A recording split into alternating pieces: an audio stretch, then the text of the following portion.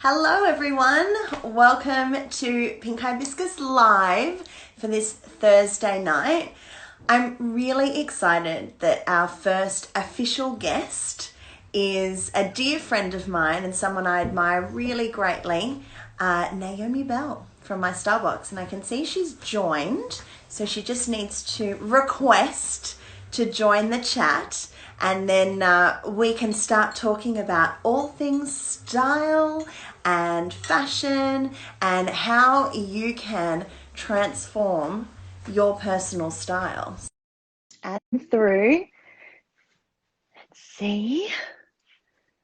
Yay, it's connecting. Yeah, Hello. I love it when it works. Hello. I know, so do I. I just need to adjust. There you go. That's better. I'm sorry I'm not in my wardrobe. Oh, that's all right. Your desk. Your wardrobe is still a little bit roomier than mine, I think. So it was just going to be a little bit too squashy. You look beautiful. It's lovely to see you. I must say, I was feeling exhausted, and the boys like, it's exciting, Mum, and I was just like, you know what? Sometimes you just want to go, can I stop for a minute? But no, we charge on.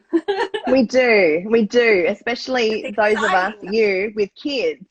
Yeah. So I thought I might start off by, I was actually thinking about this today. I keep forgetting how we met. And I think it's quite an interesting story and ties in quite well with what we're doing here today. So originally, back when I was managing the guest lecturer program for P&O Cruises, I got a phone call from a cold call, talk about balls, from the fabulous Naomi, who was offering her services up as a stylist on our longer cruises. And gosh, since then, I've hired you for multiple Melbourne Cup cruises. I've been very, very fortunate, and I've loved every single one of them. It's been amazing. Well, the guests on board absolutely adored her and loved what she had to say. They loved her workshops. And we might get a few little sneak peeks of some things that we've learnt on board before tonight. Yay. So how did you get into styling, Nate? Well, I always was one of those kids who always loved dressing up, and my favourite thing, I always remember, was going shopping with my mum, and she would go to Grace Brothers, as it was at the time. Yeah. And when she'd do a shopping spree with me, she didn't really like shopping, but I loved it. So it was always a love of clothing. And then as I got older, I was probably the friend that everyone went shopping with. And I Still are.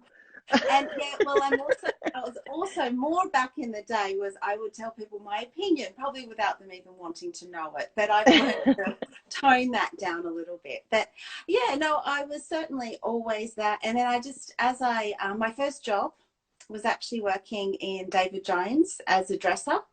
Oh. And, it was really funny. I was very excited. The dresser, I was on level 7 in the city store, and my job was to dress the models for the fashion parade. And I was so excited. On my first day, I rock up there and they say, it's a Calvin Klein parade. It's like, oh, so exciting. And it's a lingerie parade. And I was like, oh, okay. All right, I can put a bra and knickers on people. That's cool. Whatever. I can deal with that. And your model's name is Chad, and basically handed me his G-string. And oh, it was a G-string. It wasn't even like the Calvin Klein whitey boxer thing. It was, but they always wore like a modesty kind of G and stuff. So I was like a 17-year-old girl, giggling, didn't know where to look. But I remember Chad. Oh, I'm sure. And he probably remembers you. Probably not, hopefully not. I wonder if he realizes that he was your first. And made such an impression on my life. Probably not. So a personal stylist, what exactly does that mean? Because I think a lot of people hear about celebrity stylists and they dress celebrities for the red carpet and, ads and all of that sort of stuff. But what do you do as a personal stylist? So I guess the difference between like a fashion stylist and a personal stylist is a personal stylist probably works one-on-one with the everyday man or woman. And you get probably that more intimate relationship with them for a photo shoot or fashion parades like we've done on the ships and things like that. I mean, that's more just pulling some outfits and dressing the people. It's not really about them, it's about the clothes, where personal styling is very much about the individual and building that beautiful relationship with that person and really finding out what they need to make their life the best they can. Yes, of course. I love it. I'm just going to read here from your website. I love the fact that it says that you're passionate about styling women in a way that makes them feel confident and beautiful. I mean, who doesn't want you on their side? But you know what? That's the power of dressing, isn't it? It's like a uniform and it's your armor. So if you're having a really bad day and you're feeling really tired, or you just go, I don't want to face it. If you get dressed and you show up, you're going to feel that you can just handle the situation and whatever's like your armor. It is absolutely armor. So we've all been wearing our armor at home for a little while now. Yeah. And I know that we've had a couple of conversations about going through the wardrobe and shopping your wardrobe. I do love that term that you use, shopping your wardrobe to save money, and learning how to cull, but be really selective with what's in your wardrobe. I was very lucky to have a virtual styling session with Naomi last week, and we'll talk more about how other people can have a styling session with you as well a little bit later on. But the thing that I found really interesting throughout this whole experience is I've been working my way through my wardrobe because I'm really bad at getting rid of clothes. Yes. You had a strange hoarding tendency that I wasn't prepared for. I know. There was one particular designer who's my favorite, and when Naomi asked me how many garments I had of theirs, she was quite surprised. But you'll be proud to know, and I'm sad, but you'll be proud to know that I put 6 of those garments up for sale, and I did make a pretty penny online this week. Wow. Well, which I've reinvested. I won't say how much. I'm still working out the figures. Yeah, we'll talk about that later. But I thought that we could chat about how you suggest people work through their wardrobe. And I mean, we've all got sentimental items, but when it comes to things that look good on you and perhaps don't look good, or do you have a system, you haven't worn it for a year or a month or, whatever it is, that discard? How do you sort through your wardrobe? I don't quite, and the way I go through it with clients too is I don't necessarily look at what you haven't worn for a year, because you may not have gone to a gala event for a year, but it does not mean, cheers. You know what? I was going to pour a drink and I thought, no, stay focused. Otherwise I'll forget what we're doing and I'll just be off. What do you got? Bubba gum. But it's the fluffy unicorn. Nick, my husband's specialty. Vodka and Byron Bay Breeze, nudie juice, and other stuff like grenadine and ice cream and stuff. Yeah, I'm just pretending I'm on a cruise. That's dessert as well. A meal in a glass. Love it. Yes. So not a month, not a year. Not a year. No, I think you look at definitely, what occasion. So like if you've got like a wedding and you have this beautiful dress that you are going to wear, and that wedding's been put off for something like, social isolation and unable to go, you're not going to go, well, I'm just going to get rid of it. You know that it's a special occasion. So we keep that there. What I sort of go with 3 piles generally, and it's a hell yes. So I love it. There's no chance of hell. No, not yet, which means I'm not entirely convinced. And then, yes, it's got to go. And move it on past your life. And actually, there would be a 4th pile. And the 4th pile I always sort of think about now is more that pile of when you need to make alterations to something. Okay. And it could be, I've got to let that seam out because I've eaten too many fluffy ducks or had drank too many fluffy ducks. Fluffy unicorn, Naomi. Damn it. why I don't drink on a live. And so I would, and you've also always have that donation sort of pile and stuff like that. Yeah. So you mentioned alterations, and that's something that I know that you do really well, and you've got a tailor that you use. I have always, I mean, I don't have one. My mum is really great at kind of mending stuff. My grandmother was a dressmaker, so I always kind of relied on her. But now I don't have that person, and I think maybe I need that person.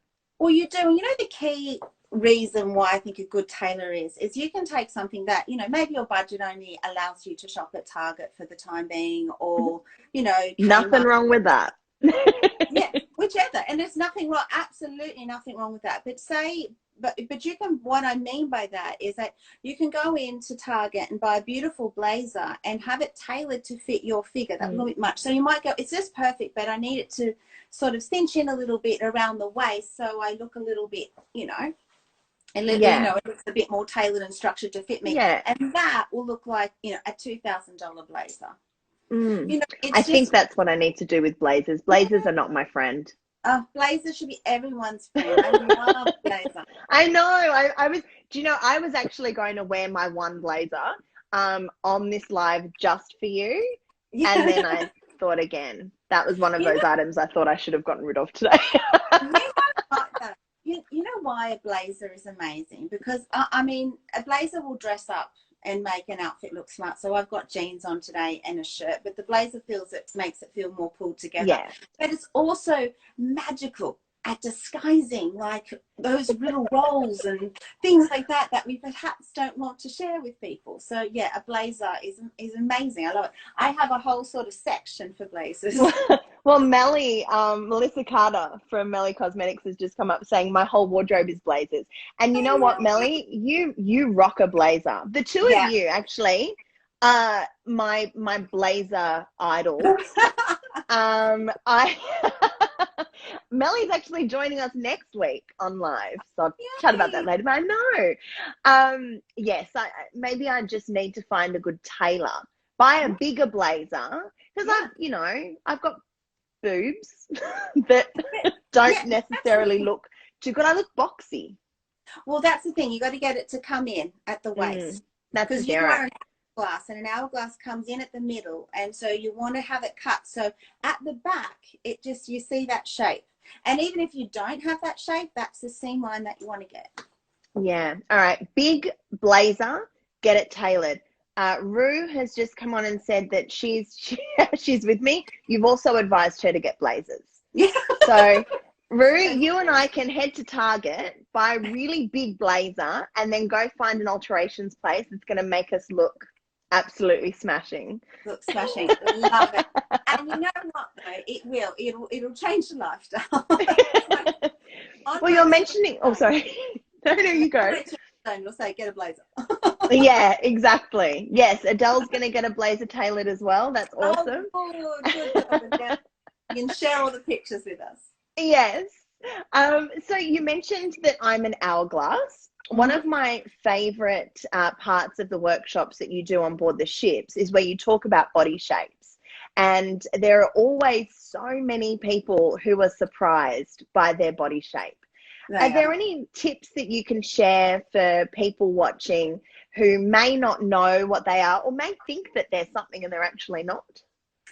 Look, I think you've got to be honest with yourself sometimes it's brutal, and I'm going to be brutal here. You might have to get nude and look in the mirror and look what you is. No one likes doing that. No.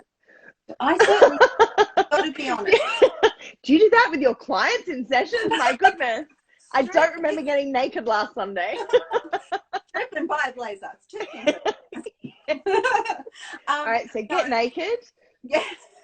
Why not? But no, it's and the reason why, or get into your swimmers, or if your underwear on, but you've got to sort of go, okay, what's my favorite part of my body that I love to show? And it could be your décolletage, it could be your wrists, it could be your ankles, it could be your waist, it could be anything. And that starts to give you a bit of a hint of what your shape will be, because it's something you're very proud to show off or you're happy to show. Yeah. And then you sort of, I mean, with an hourglass, although it's only a very small percentage of us who have it, it's deemed the ideal body shape because it's the most balanced. So, and I mean, it's a little bit, you know, people sort of sometimes comment that it's an old-fashioned way to look at it. Yeah. For the Like traditional, Marilyn Monroe. yeah, but any of the traditional body shapes. The reason why I still use it as a tool, because it can help demonstrate how you should wear your clothes to get that balance. So it's a good way of talking to people. So there is a pair. Yeah, I can see I can see, yeah, someone's just said there that they're a pair. I think that's Christy. And yeah, and she's a pair. So with being a pair, it's your bottom heavy. And therefore you've got to put all your balance at the top. And you know, so you might wear a puffy sleeve or a shoulder or the decorative sort of parts at the top, and you might do a bit more muted and dark down the bottom. I'm very much speaking with my hands and you can't see them, so I I must have Italian in there somewhere. Yeah, the Italian coming out. Yeah. It's Naomi Bell. So, and same, and vice versa. So if you're more top heavy, you know, you're going to have all the volume and all that you need to put down the bottom to balance out your top and keep the top quite streamlined. But I think it's looking at your body shape, to your question, like looking at your body shape and just going, what's the biggest part? What are your proportions like? And then dress to give you balance. So the waist sort of cinches in and the top and the bottom. That's my normal day. Well, yeah. I know, yeah. And I know we've chatted about it before, but you might be coming out with some workshops and documents and that sort of stuff that can help people with their body shapes. So absolutely, yeah, they can reach out to you and get all of that information sent across to them, and we'll pass on all the details later on as well. Yeah. I want to chat about a challenge that Pink Hibiscus is hosting at the moment that I'm very excited about, that you are involved in and potentially inspired me to actually host. So it's the hashtag Outfit of the Day Challenge. And that comes back to that working through the wardrobe thing that I've been doing. So every day I wear something different. Today I wore 4 different outfits actually. But, you know, as you do, mixing it up. But I'm working through my wardrobe quite systematically. So I will try something on. If I don't like it, I either donate, sell, or I'm waiting for H&M to open actually, so I can donate material. So I've got a bag of kind of clothes that aren't good for donating and selling. Anyway, and then I post that pic on Instagram or Facebook and use the hashtag Outfit of the Day Challenge, tag at Pink Hibiscus Oz and a friend, and then on the 8th of May, you and I are going to select the most creative outfit. So we're inviting people to have fun with their accessories and scarves and outfits and shoes. And my outfits that you would have seen me share are actually quite boring. I would lose my competition. But most creative will get a $100 Pink Hibiscus gift voucher to spend online. But everyone who posts a photo and does those things will go in the draw to win a $50 Pink Hibiscus gift voucher. And all the instructions can be seen on the highlights section of my stories under win. But I'm really looking forward to going through and seeing what comes out of that actually. We've had a couple of entries. Yeah, awesome. You know what? I'm going to up the ante too, and I'm going to chuck in for that prize of virtual styling as well. I love it. Yay. Oh, that's awesome. So you can get people even more creative with their outfits. So wardrobes, lots of things in them. What are the top 5 things you think, okay, we know what number 1's going to be a blazer. What top 5 things I'll try and be more creative should be in everyone's wardrobe? Blazer. A blazer, yeah. Look, I think it's wear your classics and or your core wardrobe, your essential wardrobe, your basics, whatever you want to call it. It's always having the basics there, and the reason why that is so good is because you can grab something. You can grab a pair of jeans and a white t-shirt. You know it's classic. It's going to look good on you as long as you know it sort of suits your style and suits your body shape. And they're a quick, easy grab, and you can just pop them on. And so you might go with, so I would say jeans, a good pair of jeans. Yeah, it's a given, isn't it? A white shirt or t-shirt. I love a white shirt. That's my new obsession, is actually white shirts.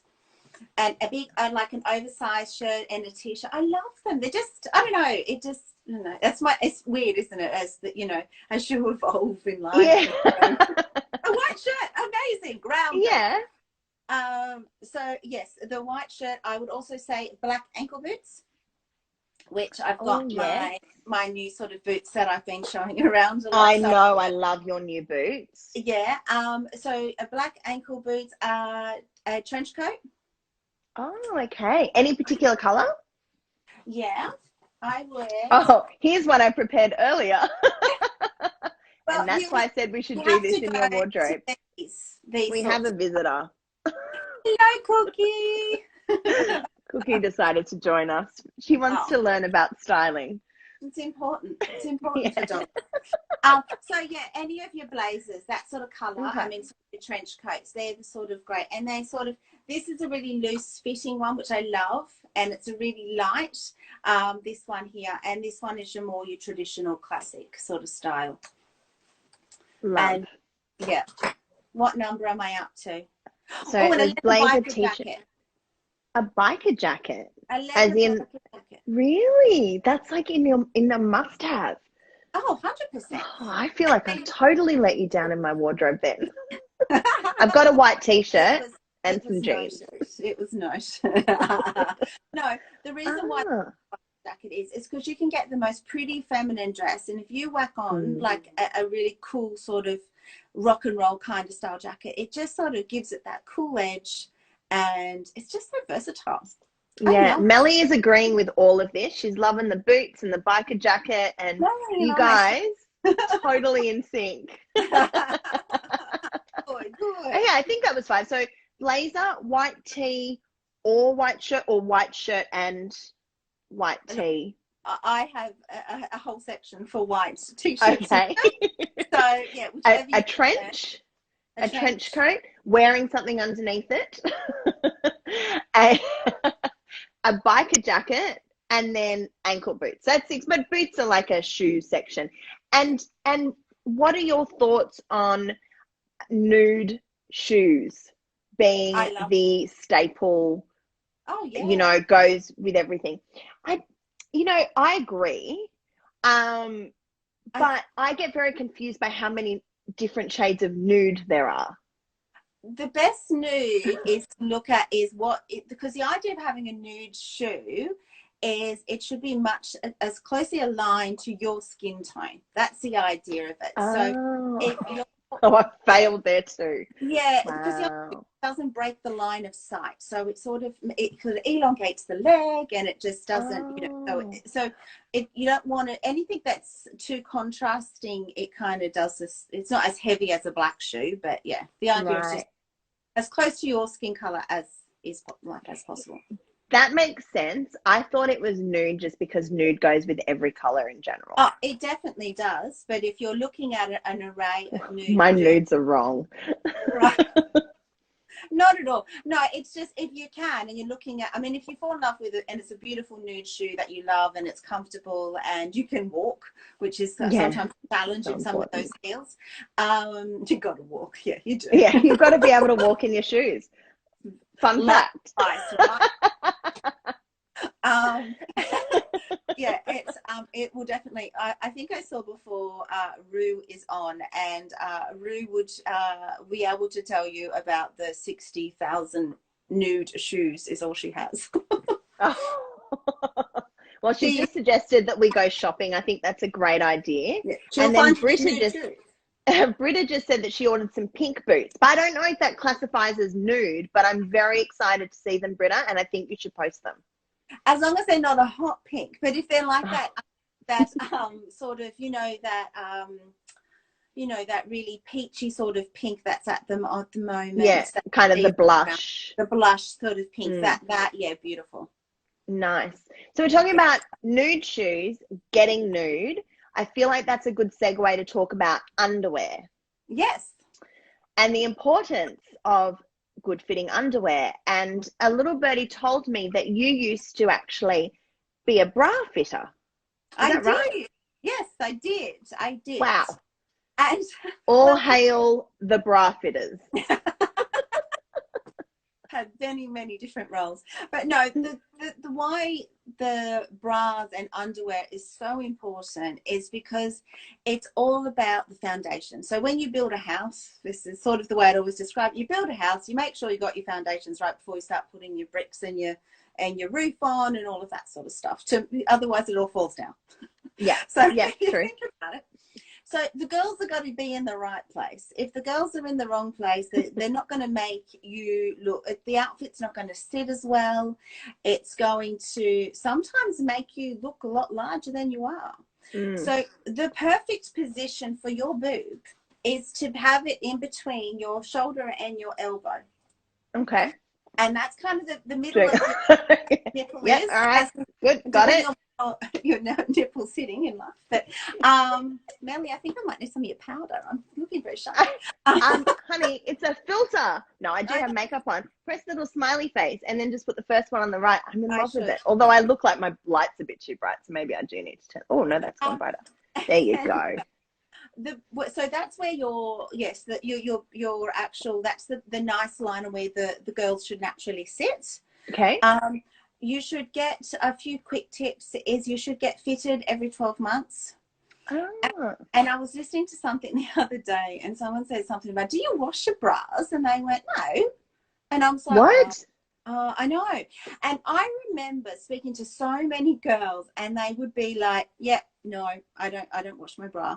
At all? For like 4 years and it's still going. It's like, oh my gosh, I wash. And now you're probably going to tell me I wash them too often. I wear a bra, depending on what I'm doing. If I'm wearing a sports bra and I've worked out, which is highly unlikely, but if I was to do that, I would wash it straight away. However, otherwise, I wash every 2 wears. Yeah. What is your advice? 2 to 3, about 3 wears. Yeah. And the other thing is, so I've got a bra as an example here. This is. Yes, here's another you prepared earlier. And this does not fit me anymore. How it ever did. Anyway, this one is so when you wash your bra, so you always hand wash. Not in a bag in the no. Oh. Because hand washing is so tough. Yeah, wash in the shower though. It's easy. Then just hook it over, But and because the wire will come out and agitates the wire too much, so that's why you don't put it even on a delicate cycle in a bag. No, it won't pass. If you were to return your bra, so sad. It would probably not be returned because they could, if you machine wash them. I never machine wash bras. And the other quick tip, one last bra tip, is when you dry them, you hang them in the middle. You don't hang it like that. Oh. I am failing on so many levels on this chat. Oh, no, you're not. Oh, okay. Well, thank you. I just did a load of washing today.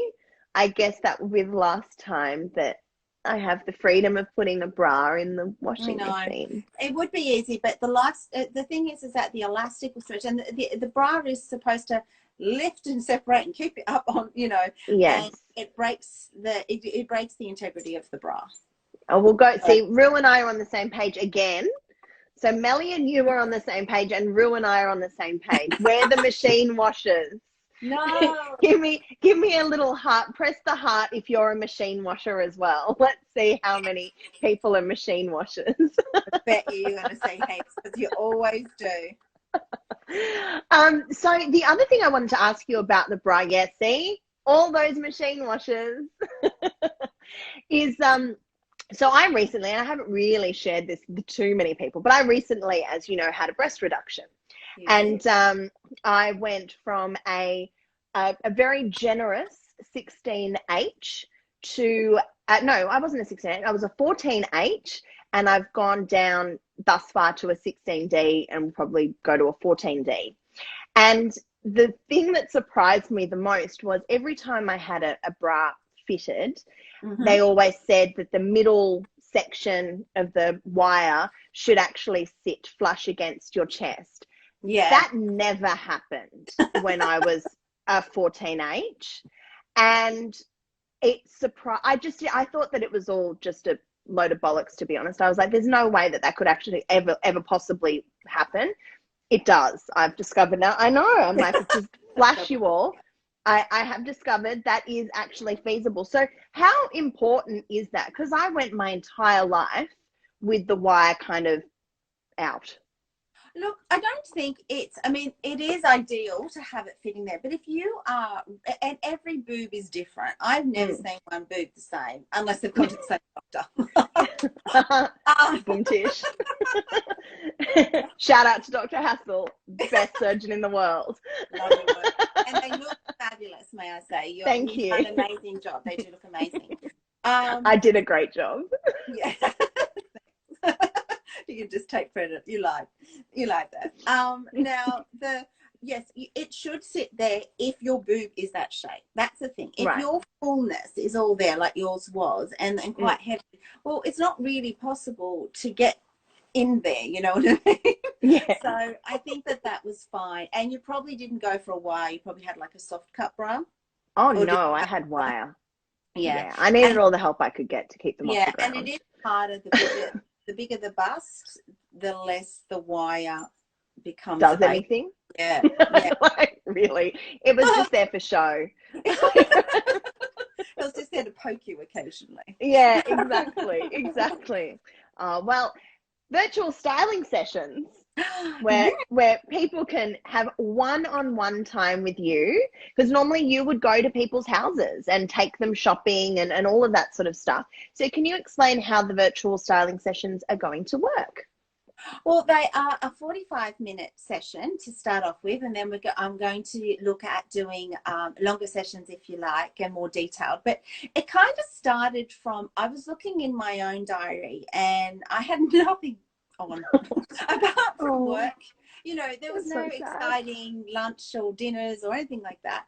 And there was one thing I had booked in there, which I was super excited about, which was a makeup appointment.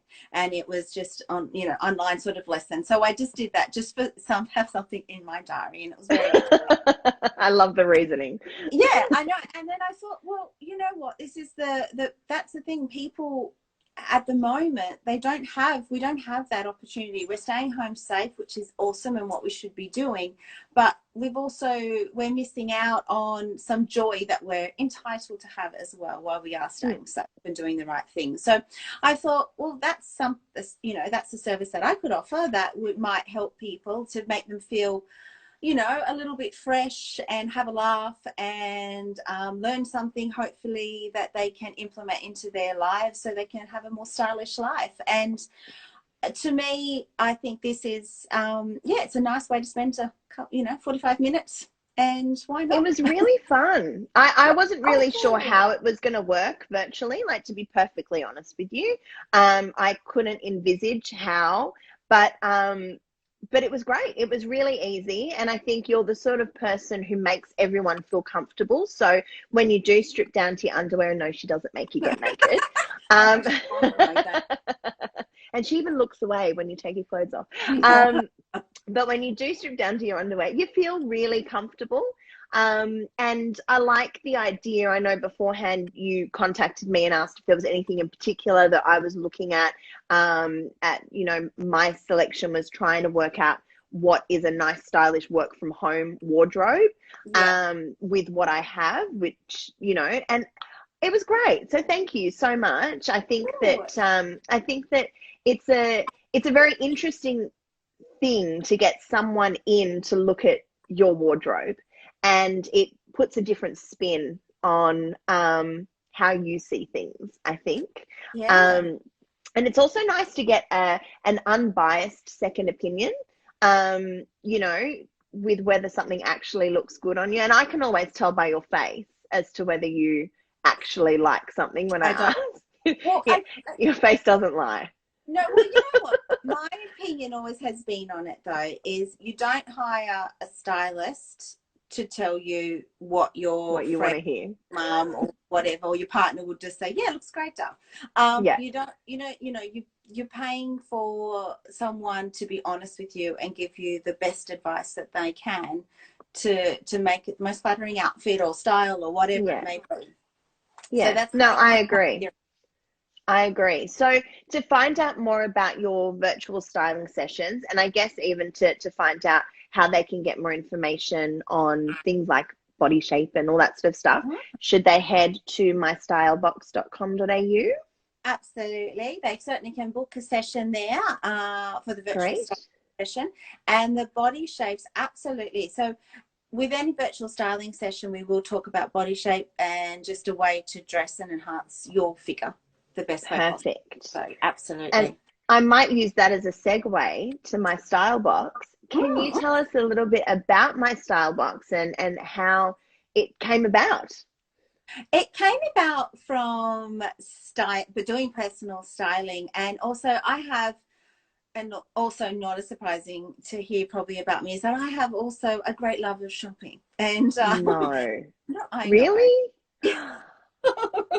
So knock me down dead. Yeah. So I need a drink for that comment. I need a drink to get through it. I know. Revelation.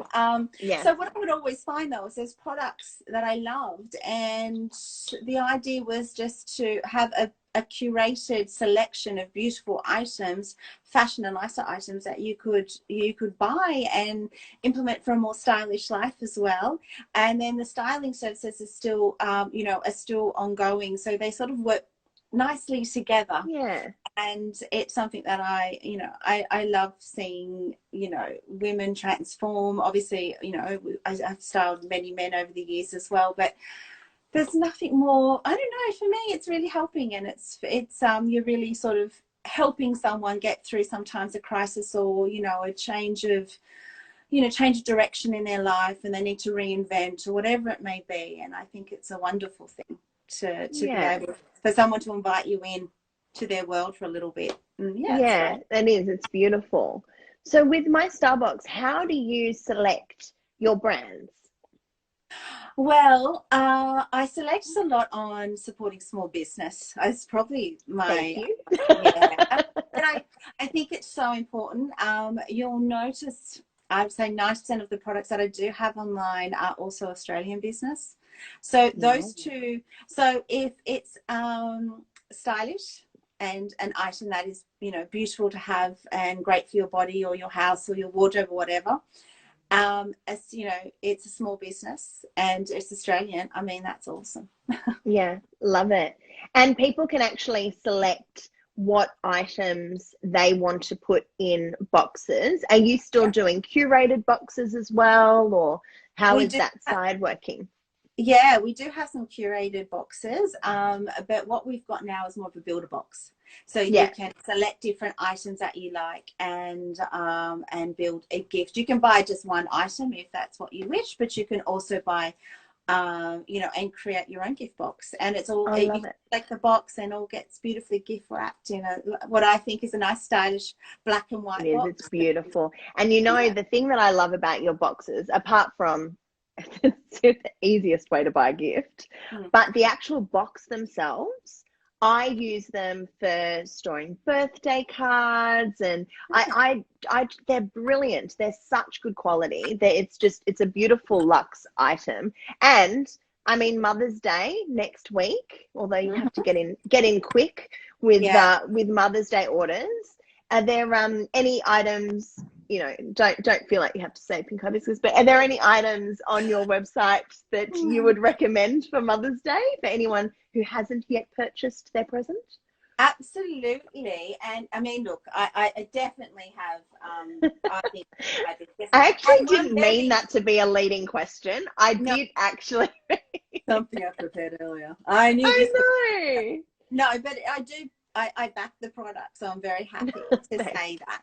The one thing and I'm actually ran out of my spritz, so I need to get help a new spritz. I'm making more tomorrow, so I'll add you. I spritz like crazy. My parents So do I. just think that I'm mad, but they love it, and they do always say that it does smell like lemonade. So Yes. the sanitizing spritz, I mean, look, if that's a practical gift, but I mean, like, you always need them. This is your foundation product, I believe, but it is Oh, my it's me again. Oh, okay.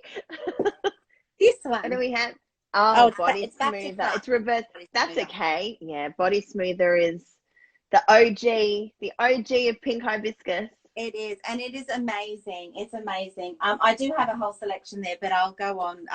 Yeah, I will show because I was others. seeing those boxes that that's exactly what I was just gonna say. The My Bling box.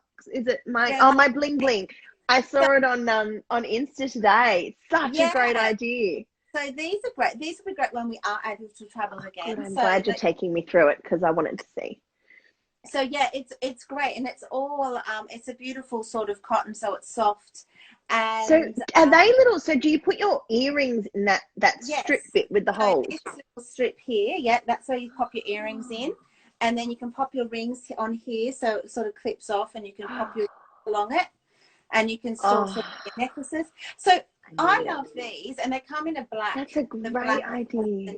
or the natural. So depending on your style, what I was thinking, you could do like silver jewelry in here and gold in here. You know. Yeah. But That is so great for when we can travel again. Well, and for storage in general. But yeah, I love that because I don't tend to, when I travel, and I travel a lot with my work. Yes. You know, but I just. Yeah.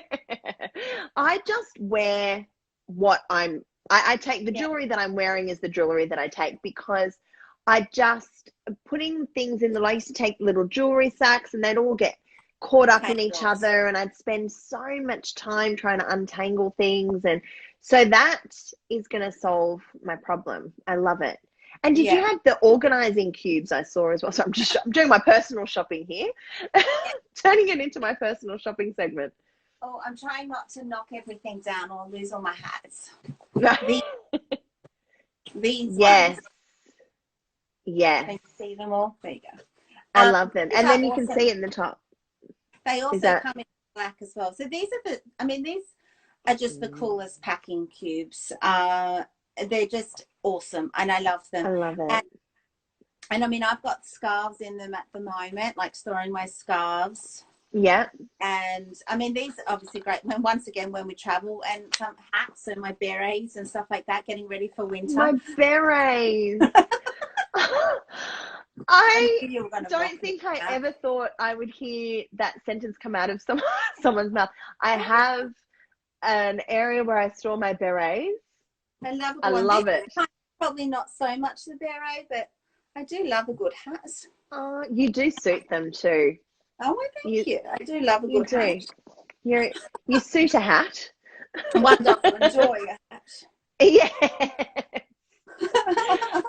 So I had some rapid fire beauty questions that because you're our first guest. I'm very honored that you're our first guest because you are one of my closest and dearest friends.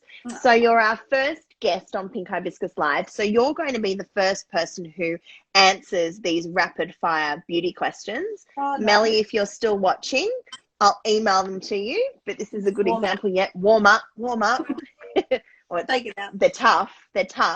Okay. You ready?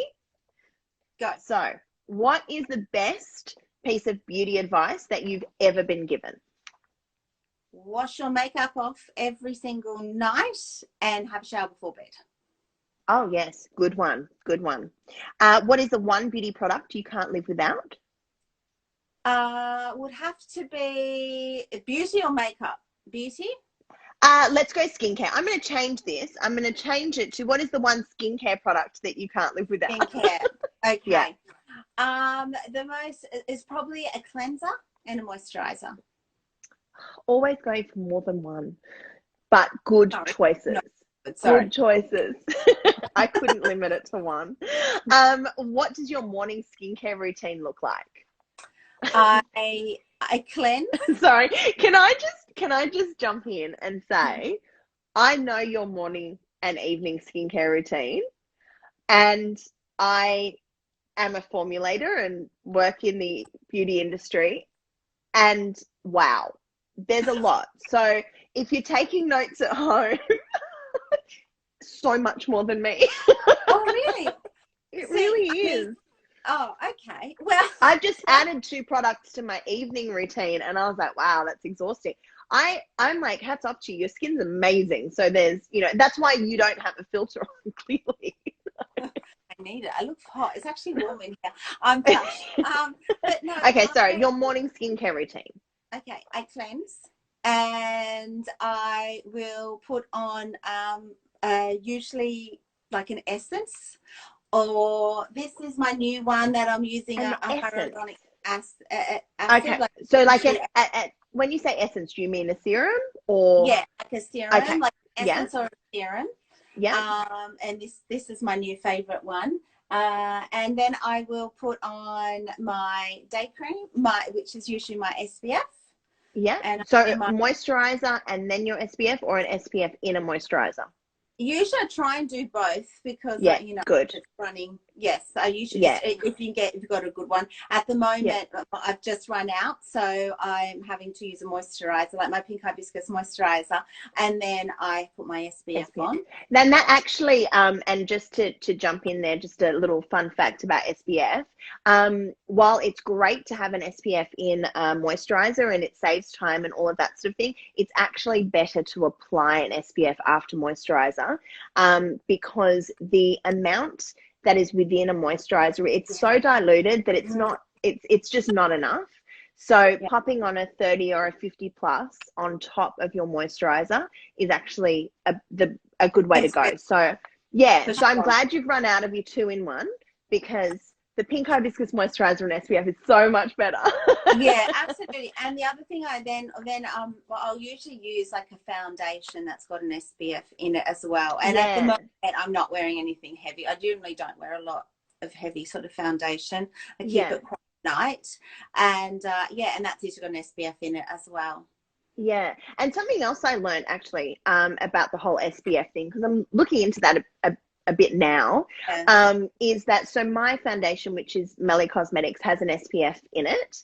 And I actually, I heard a lot of people saying, oh, well, if you're using a moisturizer that has a 15 plus and then you're using a foundation that has a 15 plus, you're wearing 30 plus. Yeah, no. I heard that too. No, yeah, that is not true. Yeah.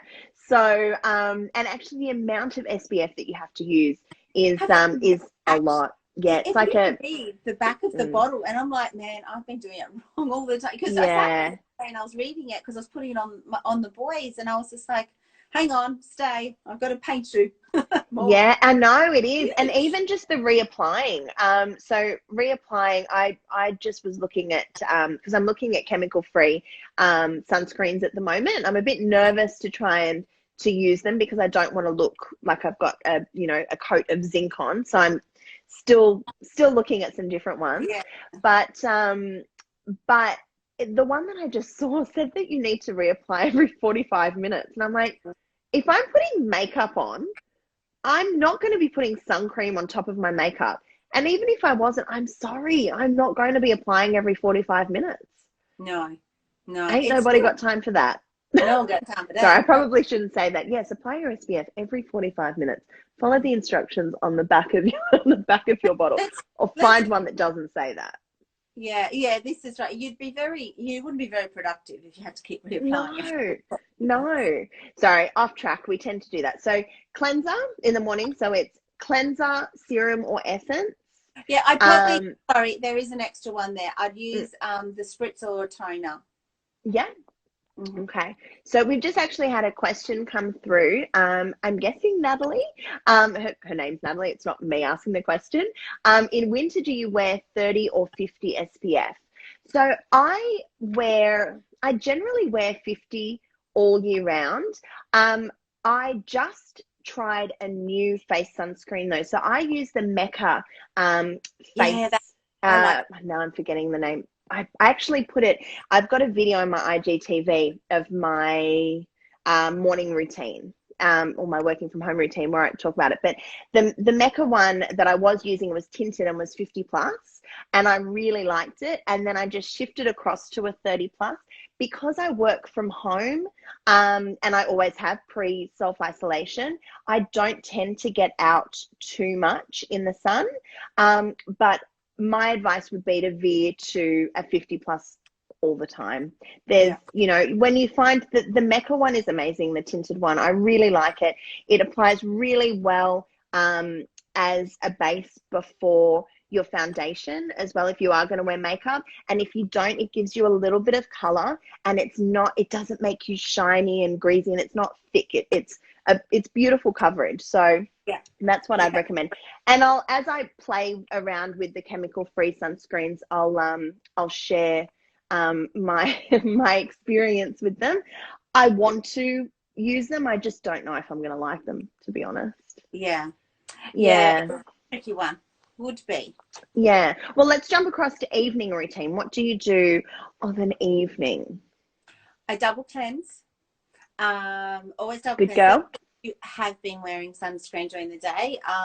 But yeah, the first one you do is it just takes off, you know, the initial makeup, and then the second does that deep clean. My Thank you. At a very early age was very much on about doing your cleanse, toning and moisturizing. So always been something that's been embedded into my head. But you then, when I get out there, then I'll do the spritz or the toner, and that's usually overnight. I'll put on a vitamin C, and usually another serum, like another sort of nourishing serum. Then I'll put on either a night cream or a night mask. I really love those sleep masks. I'm a bit obsessed with those. I do too. I'm a bit obsessed with sleep masks too. But but that's what's really important. I was listening to a podcast, and they were talking about in the morning, why you cleanse your face in the morning is because overnight your skin becomes like this grotty little pool of everything, all the toxins coming out. And think of it, and it'll make you cleanse your face in the morning. It's really worthwhile to cleanse if you think about that.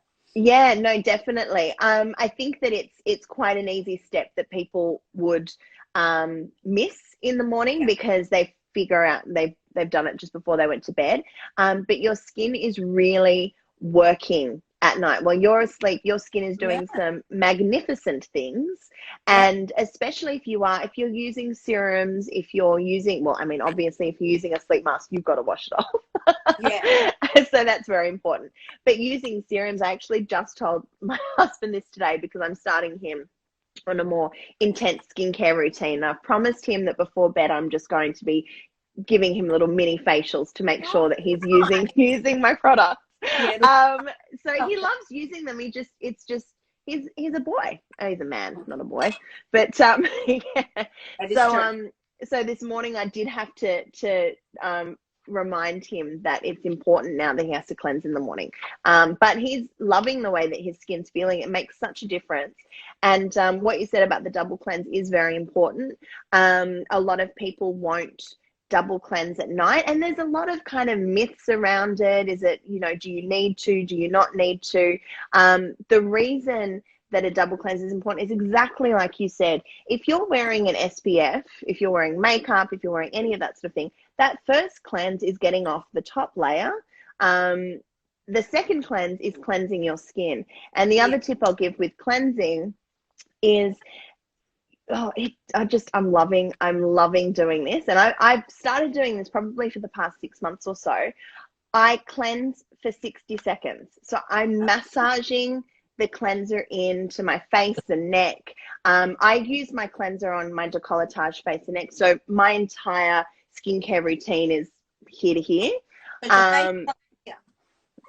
It does indeed. It does indeed, but especially your neck area. But I cleanse for 60 seconds, and that just helps the essential oils, the vitamins, the extracts, all of that sort of stuff get into your skin. And by counting to 60, it's kind of a little mindful escape, you know? So it's just that nice time that you can But if spend. you've got a beautiful smelling cleanser and you know, Yes. and moisturizer is really great. I remember getting actually a facial done on one of the ships, and the lady was reprimanding me on my skin at the time because my skin was not looking its best.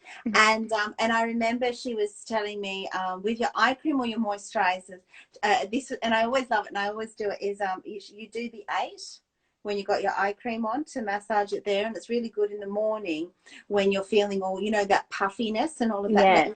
Sometimes Tapping. Wait. it's the tapping like this, but it's also doing that figure 8. So keep your eyebrows flat, not Yeah, exactly. But, no, don't go in the opposite direction. I think that's nice, and and doing the tapping. Yeah, tapping is great. We've got a couple of questions here. So Fee from Roseberry Honey. Oh my gosh, Roseberry Honey is the best honey in the world. Do either of you use a vitamin A or a retinol? I have a vitamin A is actually in our Eye Lights Eye Balm. It's one of the key active ingredients. It's a game changer. And I don't just use the Pink Hibiscus Eye Lights Eye Balm on my eyes. I use it pretty much all over my face now, to be honest. I use it on my forehead because I've got anywhere I get fine lines and wrinkles, around my eyes, underneath the eyebrow line. I use it around my nose and mouth, this kind of area as well. Anywhere I see any fine lines or wrinkles, I use my eye balm. So that's what I use that has vitamin A in it, and I don't use retinol. What about you, Nate? I do, yes and yes. Well, I definitely, the eye lights, I was going to say, it's actually quite a generous portion that you have in those, so you can use it quite liberally. I've used vitamin A off and on a lot, and I do use a retinol. This one, and I know, and I'm not spruiking brands or anything, but this is a hyaluronic acid. Yes. I'm pronouncing it correctly. You know, it was like the buzz ingredient of last year. Like it's just but like it's everyone.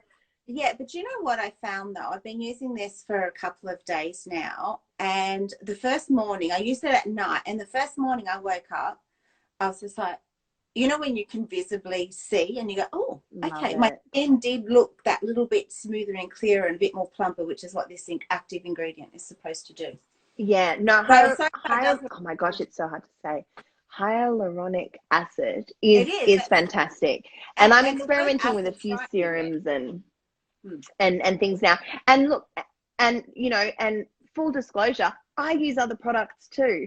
Pink Hibiscus it's a very basic skincare range. I wanted to make a range that was really easy for people to know how to use and to actually start using skincare, because a lot of my clients have never actually, it's like old school filter happening there, but a lot of my clients haven't actually even used skincare before. They've used soap and water and that's it. So by all means, I use other products, I use other serums. I don't have any intention of bringing that sort of stuff out yet.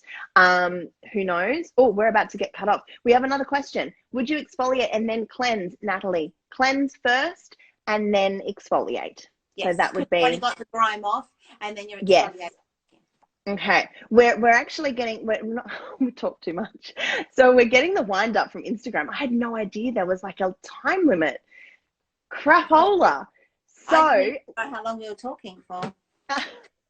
I know. Sorry, everyone. That was only supposed to go for half an hour. And I did have other questions, but we'll put them up. We'll put your answers up on the website. But people can find you at mystylebox.com.au. They sure can. And you are at msb.mystylebox on Instagram. Sure am. Please follow along. I try and do daily outfit inspiration as well, and random commentary on life events, certainly in isolation. Yes, definitely. I highly recommend following her on Insta and signing up to her newsletter, and also getting a virtual styling session. So exciting. And hopefully we can hang out in ISO together.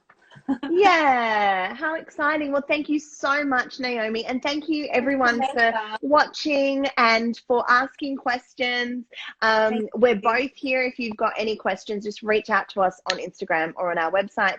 I'm pinkhibiscus.com.au. Thanks so much. We'll see you next Thursday at 8 o'clock with Melissa Carter from Melly Cosmetics. Next Thursday, 8 o'clock. Naomi, you are a legend. Thank you so much. Thank Bye. you. Stay safe, guys. Bye. Bye.